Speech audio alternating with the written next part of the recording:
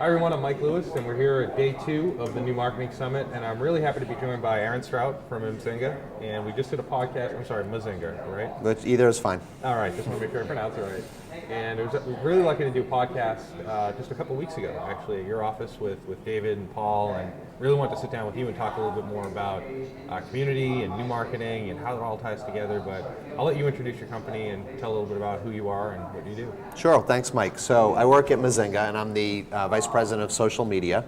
Mzinga is a company that builds online communities for other, mostly big brands, but we have some smaller companies that we work with as well. And essentially, we provide the strategy, the platform, and the services to make communities successful. We also, you hear probably a lot community and social media, and a lot of people use them interchangeably. I sometimes do as well, but really we see community as more of a self-contained. You have people that have signed up for it, they're invested in it. Usually it means that there are profiles that are associated versus social media, which might just mean a tool or two tools that are embedded into a site. So someone like ABC News, who's one of our clients, we do the commenting and that's embedded into ABC's site. We have moderators that actually watch the flow of the content behind that and can approve or disapprove things that go up, put people on probation as necessary, but basically keep the conversation moving in a positive direction. Yep. What's really cool about you guys, just sorry to jump in, but you guys actually have moderators internally. That's correct. Which is really cool because it allows you to really control what's going on. Yeah, we find it as a huge value, and we have a number of media clients, and the media clients like ABC or Fox really see the value in us being able to facilitate those conversations. Some of them use it and they've got 2 people on 24/7. Some people use moderation for 6 or 8 hours a week.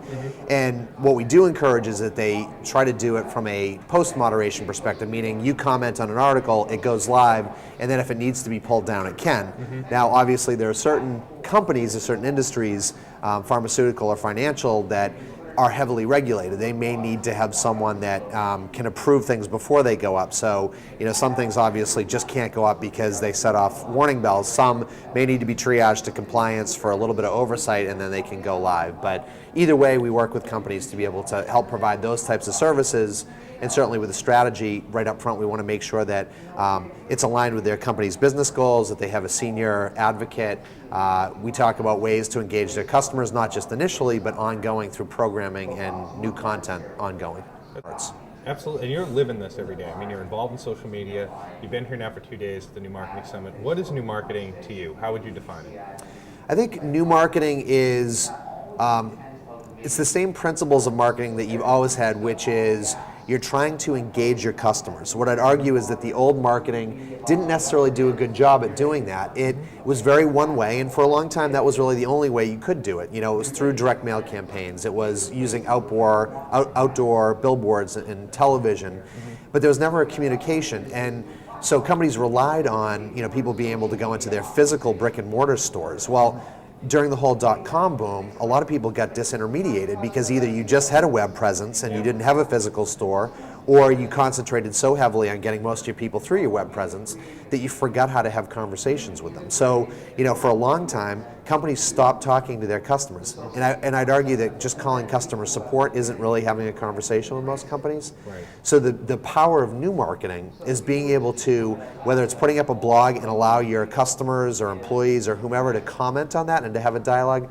to have a discussion board, to be able to allow reviews or tagging or even social profiles, now allows for a much richer dialogue, which increases things like propensity to buy, engagement, loyalty. There are statistics around all this stuff, and it's a real benefit. So I think new marketing is really, it's getting your company out there, but it's allowing to have it be a two-way conversation, not only customer to customer, but between you and your customers, and allowing them to ask questions, tell you that they think you stink, telling you that they think you're great, but being able to sort of engage them in the dialogue. So it's about listening then, really. Absolutely about listening. And listening is, I would argue, probably one of the most critical aspects of engaging in this whole new form of marketing. And what's interesting too that you said at the beginning, which I totally agree with, is that the goals of marketing really haven't changed. I think I take kind of the approach where if it's new and shiny and it sounds great, I'm one of the early adopters of it, but at the end of the day, it really has to tie into what the goals of your marketing program are. And that's where social media, I think, can be really big, especially for the listening and creating dialogue. and especially around community. So let's talk about community for a little bit more. Sure. That's really what you guys do, and it's your specialty. Gartner released a report last week that said 75% of Fortune 100 companies have a plan to go out and actually implement some kind of social media, and a majority of that was around community. So creating communities for the company, their brands, whatever it is. They also said in the same article that they expected 50% of those to fail. Why do you think that is? Well, I totally agree with the statistic, and I'd argue that probably more even may fail. And I think the biggest issue is a lot of companies go into this thinking it's about the technology. They think they can go out, and this is no disrespect, because Drupal I think is a great technology, but they think we can go and build it ourselves. So the IT folks convince them that they can do it, and a lot of the IT folks are very smart people, but community is not about the technology. The technology has got to be there. It's got to work. It's got to be configurable. But at the end of the day, it's really about your philosophy. It's about content creation. It's about tying it to your business goals. It's about the strategy that goes along with it and understanding how you can best meet those needs. Technology is not the way to meet those needs. And so companies going in and saying, yeah, we've got a blog, we've got discussion forums, we've got commenting.